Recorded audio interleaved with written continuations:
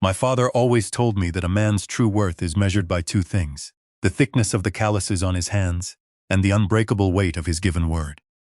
Everything else, the custom-tailored Italian suits, the imported luxury cars, the multi-million-dollar mansions in gated communities, is just window dressing for a fragile ego. Where are you watching from tonight? Drop a comment down below and let me know. And before we get into the grit of this, remember that while this is a fictional story, the lesson buried inside it is as real and as dangerous as a loaded shotgun pointed right at your chest. Have you ever heard the exact sound of your own heart breaking? I'm not talking about the sharp, piercing crack of the imported crystal champagne flutes clinking on the banquet tables around me. I mean the silent, suffocating sound of a father's dignity being shattered into a million jagged pieces. I was standing in the grand ballroom at the St. Regis Hotel in Atlanta. The engagement party for my only son, Malcolm, was in full swing. It was a sea of designer evening gowns, blinding diamond necklaces, and forced plastic smiles. The blinding glow of the massive crystal chandeliers above made the whole room look like something out of a European palace. My old, slightly faded charcoal suit from the late 1990s suddenly looked utterly ridiculous among the sea of high society elites. My hands, the very same hands that had grown rough, scarred, and heavily calloused after 40 years of digging deep into the stubborn red dirt of Georgia, and before that, 20 years of building tactical bridges as an Army Corps of Engineers veteran in some of the worst war zones on the planet, were trembling. Not out of fear, but out of a deep boiling rage. I tried to hide them in my pockets, but I couldn't. Cassandra Sterling, my son's beautiful future bride, stood just a few feet away from me. She looked like an angel painted on a cathedral ceiling, draped in a silk gown that probably cost more than my first tractor. But the words dripping out of those perfectly painted crimson lips were pure, concentrated poison. She had absolutely no idea I was standing right behind her, shielded by a massive pillar of white roses. She turned to her mother, Deborah, a woman whose face was pulled so tight by plastic surgery she could barely blink, and let out a vicious, mocking laugh. "Did you see what he wore?" Cassandra whispered, her voice laced with absolute contempt. "He looks like a filthy old hillbilly who just crawled out of a swamp. He smells like manure and failure. I swear, Mother, the second Malcolm and I are legally married, and we secure the title to that wretched piece of dirt, we are putting that old relic in a cheap nursing home, and forgetting he even exists." Deborah raised a delicate silk handkerchief to her mouth, staring in my general direction the way someone looks at a diseased rat that had just scurried across a pristine marble floor. "Patience, darling," Deborah sneered. "Let the old fool enjoy his cheap champagne tonight. He's too stupid to understand how the real world works.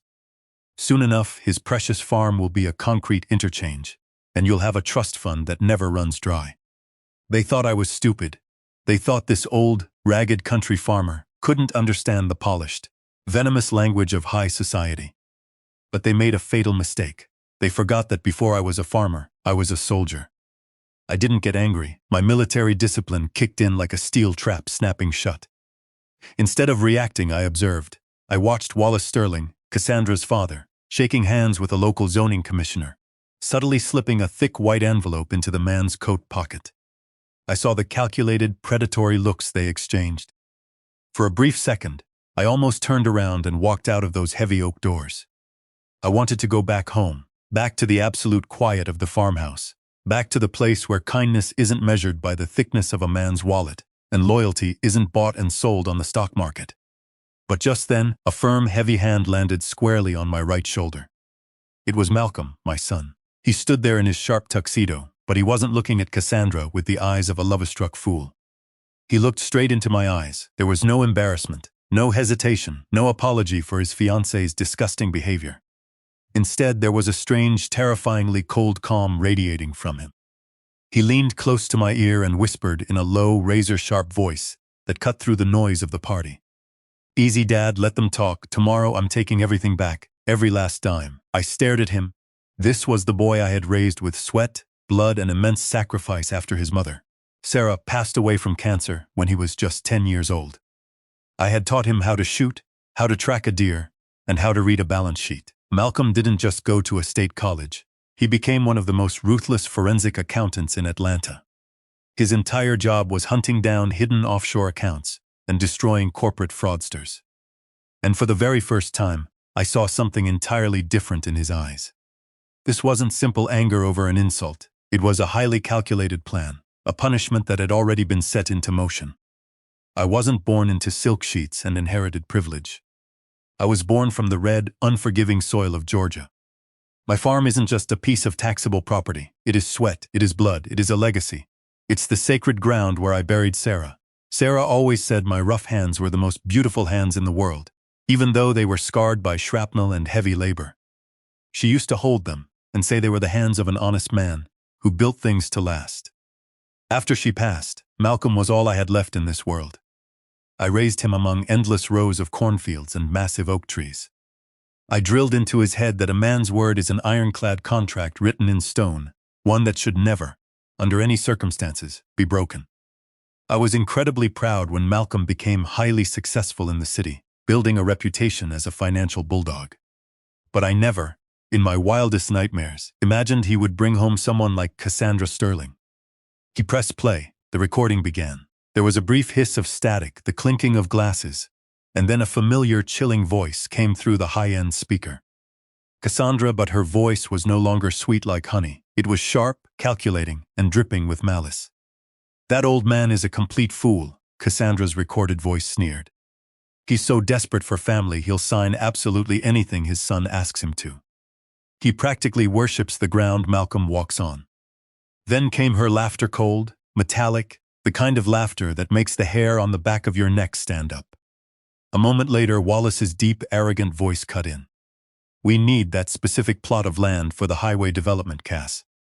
The state is keeping the Route 109 extension classified for another 3 months. Once the old hillbilly signs the power of attorney over to Malcolm, and you two are married, 18% of the massive profit from this land flip goes straight into our offshore accounts." "It's millions, Cass, millions," Cassandra replied with smug, terrifying confidence. "Don't worry, Daddy. Malcolm is completely under my control. He's so blinded by love he doesn't see a thing. After the wedding, that pathetic dirt farm will belong entirely to the Sterling family, and we can finally pave over that graveyard he's so obsessed with." It felt like an invisible, icy hand was tightening viciously around my throat. They didn't want to welcome a father into their family. They wanted to violently swallow the land that Sarah had spent her entire adult life caring for. To them, I was nothing more than a cheap, disposable pawn on their grand banquet table. The blood in my veins began to boil, burning away the pain and leaving only pure, unadulterated fury. I turned to Malcolm, my voice trembling with rage. "When did you find out about this?"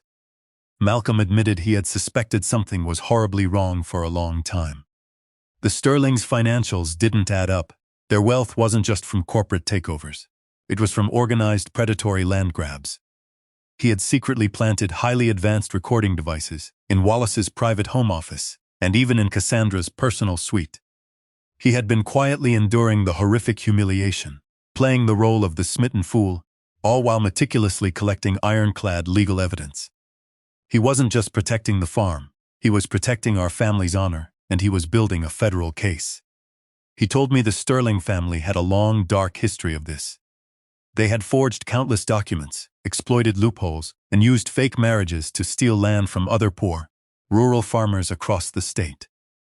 They targeted families who couldn't afford expensive lawyers. That night, I couldn't sleep a wink. I sat on my porch, staring at my heavily calloused hands under the moonlight. Those people genuinely believed money could buy absolutely anything. They believed an old, uneducated country farmer would be easily crushed by complicated legal contracts and dirty tricks. But they made one terrible, fatal mistake. They believed an old lion no longer remembered where he kept his claws. The next morning, the real trap was set into motion. Malcolm's master plan slowly began to reveal itself, and it required me to play the greatest acting role of my life.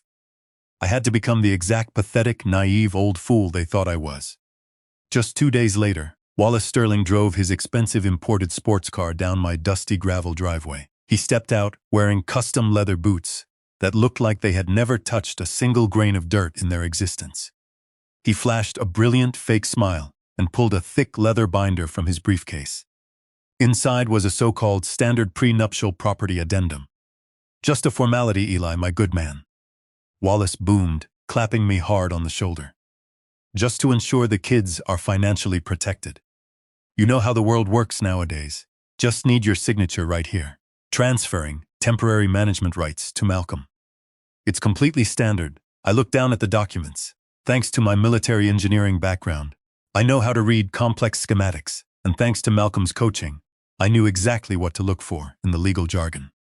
Buried on page 14 was a subtle clause that essentially granted Wallace's Shell Corporation the right to sell the land out from under us the second the marriage certificate was signed. I looked up, putting on my best dim-witted country bumpkin smile. Gosh, Mr. Sterling, this sure is a whole lot of legal mumbo-jumbo. I barely made it through high school, you know. But heck, if it's for Malcolm and Cassandra's happiness, I'd sign my own soul away. Wallace's eyes gleamed with predatory triumph. He handed me a gold-plated pen. I took it, my hand shaking slightly on purpose, and signed the document. But what Wallace didn't know was that hidden inside the hollowed-out spine of the old family Bible sitting on the coffee table, just 3 feet away, was a high-definition micro-camera recording the entire exchange. He had just handed us the physical proof of his fraudulent intent on a silver platter. But Malcolm and I weren't going to stop there. We weren't just going to take them to court. We were going to destroy them in front of everyone they respected. Malcolm had already contacted Tyrone, one of the top underground audio-visual technicians in the entire southeastern region. Tyrone wasn't just a tech guy. He was a former military intelligence contractor who had served in my old unit's sister battalion.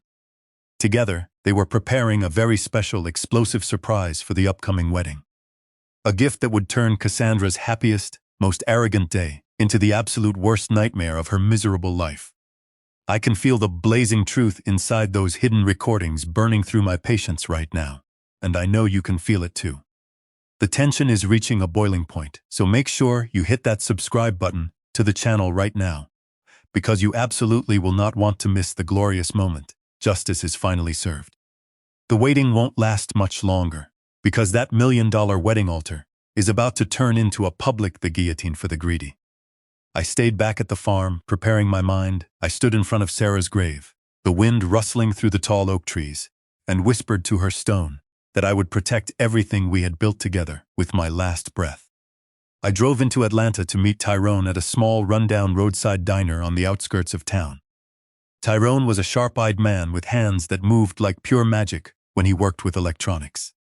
He was the exact AV technician the Sterling family had hired to handle the sound and lighting for their extravagant $1 million wedding.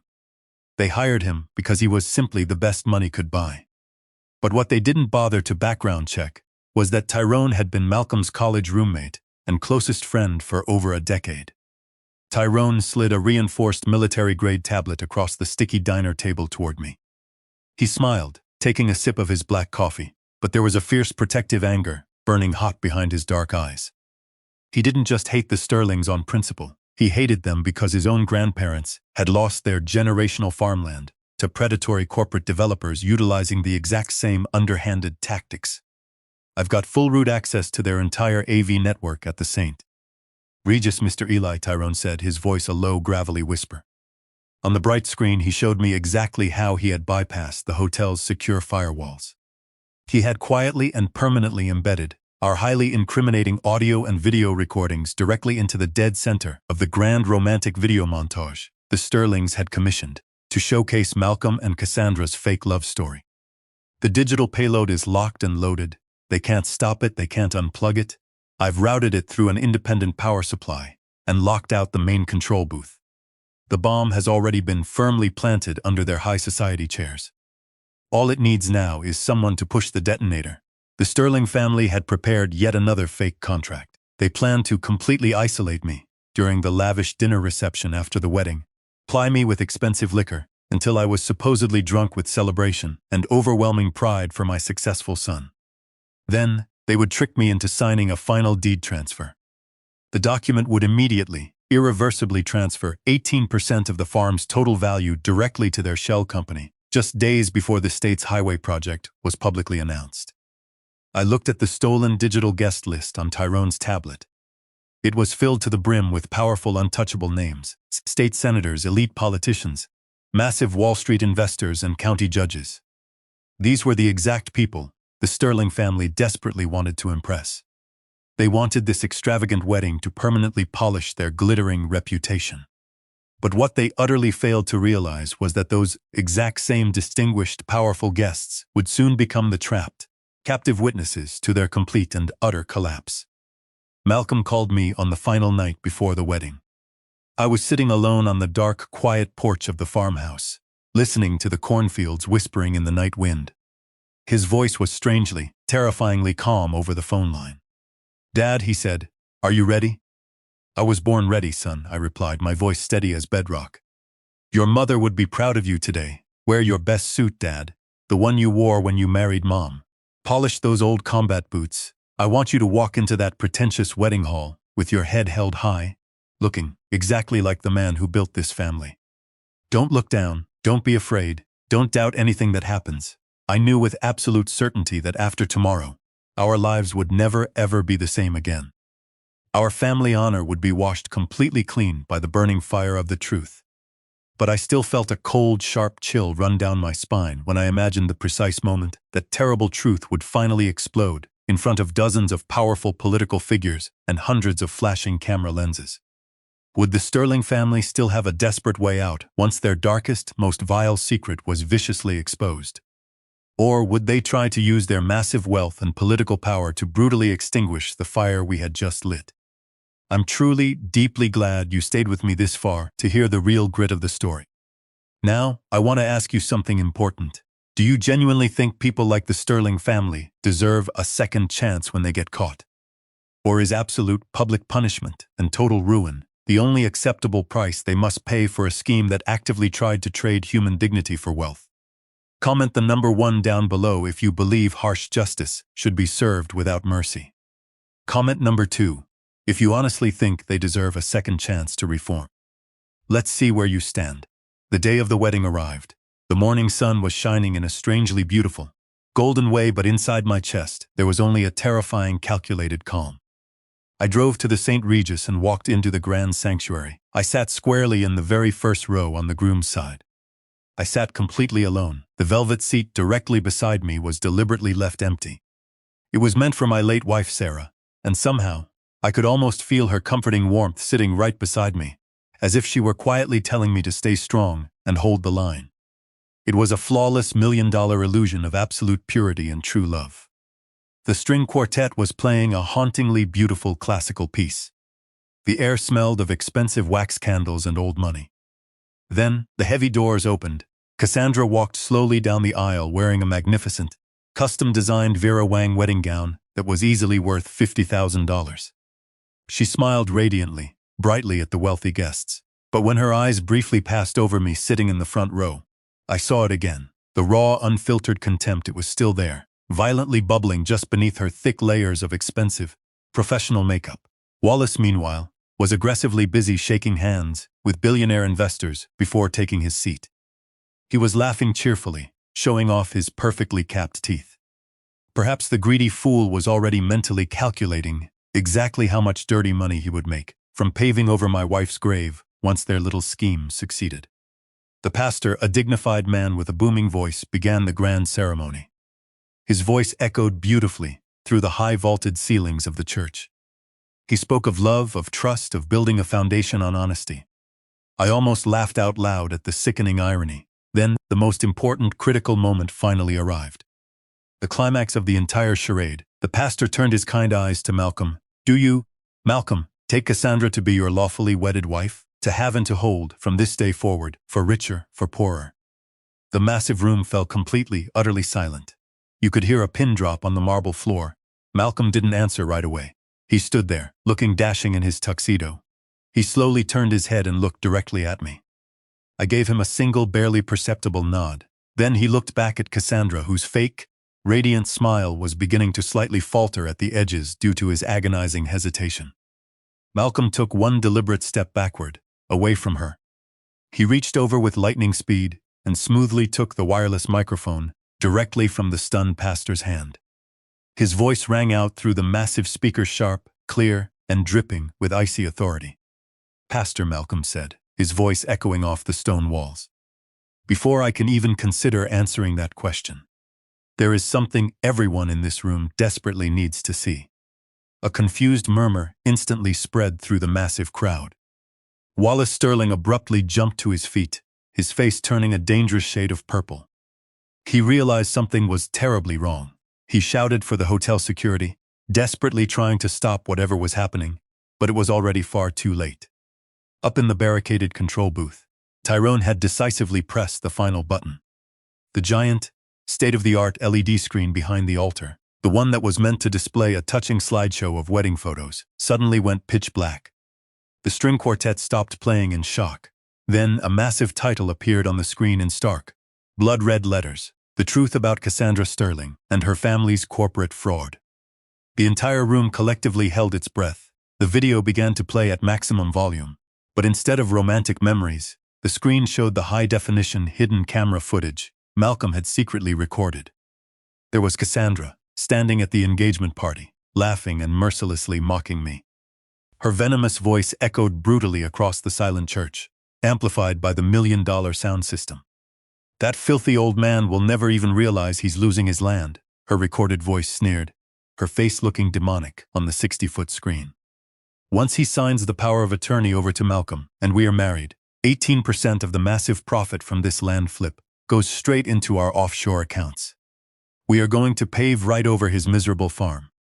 Then came the audio of Wallace gleefully detailing the illegal highway project scheme, explicitly discussing how they had bribed the zoning commissioner and how they planned to forge the remaining legal documents if I didn't sign the fake prenup. The elegant, polished faces of the powerful politicians and investors in the church began to drastically change. Horrified whispers spread through the elite crowd like a raging California wildfire. People were pulling out their smartphones, instantly recording the screen. Cassandra stood frozen in place at the altar, her eyes wide with absolute primal terror. The expensive bouquet of white orchids slipped from her trembling hands and crashed onto the hard stone floor. The pristine white petals were brutally crushed under her own feet as she stumbled backward. Her face turned from a radiant makeup-covered pale to a sickly ashen gray. Total, inescapable humiliation slowly and painfully seeped into every single inch of the arrogant woman standing at the altar.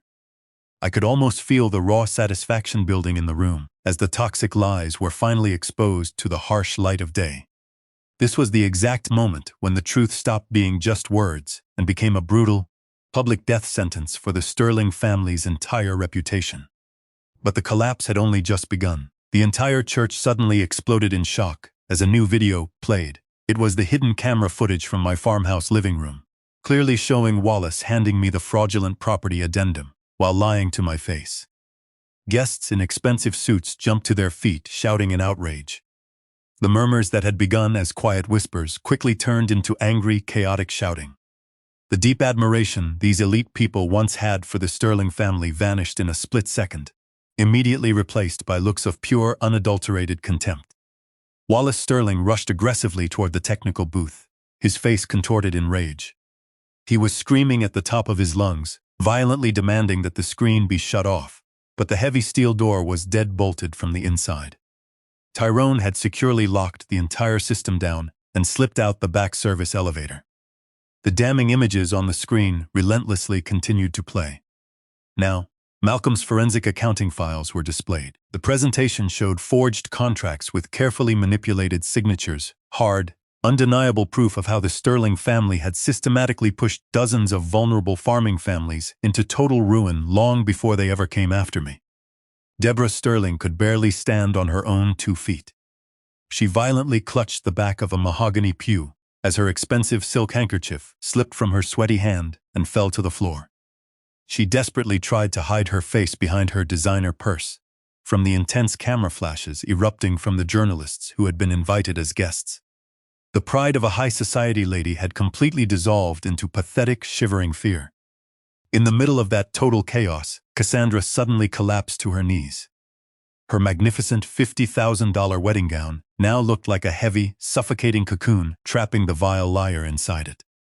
She actually crawled across the stone floor toward Malcolm, crying hysterically, her expensive makeup running down her face in dark, ugly streaks. "Malcolm, please," she begged, grabbing at his pant leg.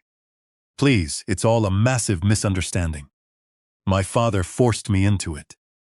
I love you. But Malcolm coldly stepped back, ripping his leg from her grasp. There was absolutely no trace of love left in his eyes, only a deep, permanent disgust. His powerful voice echoed clearly through the microphone, cutting through the shouting crowd. You never loved me, Cassandra, Malcolm said, his voice dripping with venom.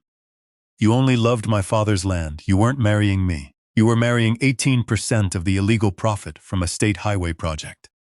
You thought I was a fool. That was your final, fatal mistake. At that exact moment, a tall, imposing, middle-aged man stood up from the very back row of the church. It was Philip Wells, a famous, ruthlessly aggressive federal prosecutor known throughout the state as the iron arm of the law. He calmly walked down the center aisle toward the pulpit. No one had formally invited him, but the moment he stepped forward, the entire chaotic room fell dead silent. Philip looked directly at Wallace Sterling, who was sweating profusely. Philip's voice was calm, but heavy with an undeniable legal threat. What I just witnessed here today is not simply a romantic scandal or a broken engagement, Philip announced loudly. It clearly constitutes attempted large-scale fraud, corporate racketeering, and forgery of official documents under federal law. As a state prosecutor, I absolutely cannot ignore something like this. Wallace stammered, trying to regain his false authority. You think you can threaten me, Wells? Do you have any idea who I am? I own half the judges in this city. Philip only smiled a cold, terrifying predator's smile. Then, he smoothly pulled his cell phone from his pocket. I called the state police and the FBI Financial Crimes Unit 20 minutes ago, Wallace. They're already waiting at the front gate. I stood there in the front row, quietly staring at the smoking ruins of $1 million wedding. I didn't feel a triumphant, cheering victory. I felt something entirely different, a strange, deep kind of peace. At long last, the truth was no longer buried beneath the red soil of Georgia. The sound of heavy police sirens suddenly wailed outside the church, violently tearing through the suffocating air of the ceremony. The heavy oak doors were aggressively pushed open, and a large group of state troopers, accompanied by federal agents, stepped inside with cold, completely unyielding expressions. There would be absolutely no mercy here, no special, under-the-table treatment for the wealthy. Cassandra looked up at the uniformed officers, with hollow, completely stunned eyes. The small diamond tiara on her head had slipped awkwardly to one side. Strands of her perfect golden hair were sticking to her face, which was now damp with sweat and black tears. She no longer looked like a radiant bride. She looked exactly like a common criminal cornered at the dead end of the road. One of the federal agents stepped forward. He didn't say a single word to Wallace. He simply reached to his belt and pulled out a heavy pair of shining steel handcuffs. The cold, sharp click echoed loudly through the silent church as they locked tightly around Wallace Sterling's wrists. That singular metallic sound officially marked the absolute end of an empire built on deception and greed. The guests who had once crowded around the family with sickening flattery were now physically stepping away, horrified, as if they were avoiding a contagious plague. I watched in silence as the officers began forcefully escorting Cassandra away. Two of them had to practically lift her to her feet. Her magnificent wedding gown dragged across the dirty floor, catching on broken flower vases and soaking up spilled champagne. Malcolm walked slowly down from the altar. He came over and stood right beside me. He placed a strong hand on my shoulder. We had waited for this exact moment, enduring the lies, all to prepare a single decisive, world-shattering strike. The real trial happened months later, and it was a bloodbath. When the Sterling family was taken into the federal courthouse, they still arrogantly believed their money could make the charges disappear. But Malcolm's financial evidence was a titanium trap. He didn't just expose their plot against us. He had systematically contacted every single rural family they had ever defrauded. 5 different farming families took the stand, their calloused hands gripping the rails as they tearfully recounted how the Sterlings had stolen their generational livelihoods. The judge showed absolutely zero mercy. Wallace Sterling was sentenced to 15 years in federal prison with no possibility of parole. Deborah received 8 years as an active, willing accomplice. And Cassandra, the arrogant woman who had once called me a filthy hillbilly, was sentenced to 10 hard years for orchestrating the fraudulent romantic deception and signing forged documents. All of their massive illegal assets were completely frozen and permanently seized by the government. Their sprawling Greenwich mansion was auctioned off, and Malcolm had expertly arranged for every single dollar to be placed into a trust fund that directly compensated the farmers who had lost their land. The highway project eventually moved forward, but we didn't sell the farm. Instead, we partnered with the state engineers to build around it, turning the remaining acres into a highly profitable, sustainable agricultural preserve. Malcolm never went back to his corporate job in the city. He realized his true calling was protecting the vulnerable. He started his own financial investigation firm right out of our small rural town. And a year later, he brought someone new home. Her name was Emily. She was a local school teacher with gentle, kind eyes and hands that weren't afraid to get dirty in the soil. She looked at our farm with genuine, profound respect, not for its monetary value but for the blood, sweat, and love that had been poured into it for generations. I watched the two of them walking together through the cornfields one golden afternoon, and somehow I knew with absolute certainty that Sarah was smiling down from above. We had fiercely protected her legacy. We had proven that patience and truth can completely destroy arrogance and cunning. If something feels wrong, it probably is. Never ignore your gut instincts. Trust yourself, even when the whole world tries to make you doubt your own worth. Protecting what belongs to you is not selfish. It is the very definition of dignity. And never be afraid to stand up for the hard truth, no matter how powerful or wealthy your opponent may appear to be. Life can be incredibly cruel sometimes, but it is always, ultimately fair to those who endure with honor. The Sterling family lost absolutely everything, because they fatally underestimated the very values that matter most in this world. And we regained everything because we never ever abandoned our roots. Do you think this is the most satisfying, perfect ending possible? If you enjoyed this story and believe that karma always comes to collect its debts, join our community right now by hitting the like button and subscribing to the channel. Many people watch these videos without doing it, but it costs you absolutely nothing, and it helps you stay connected to the most powerful, authentic stories on the internet. Stories where truth quietly defeats deception, and where patience, strategy, and unyielding courage bring true justice to broken families. Thank you for listening. Stay strong on your own path, and I'll see you again in the next story on Dad's Real Life Revenge.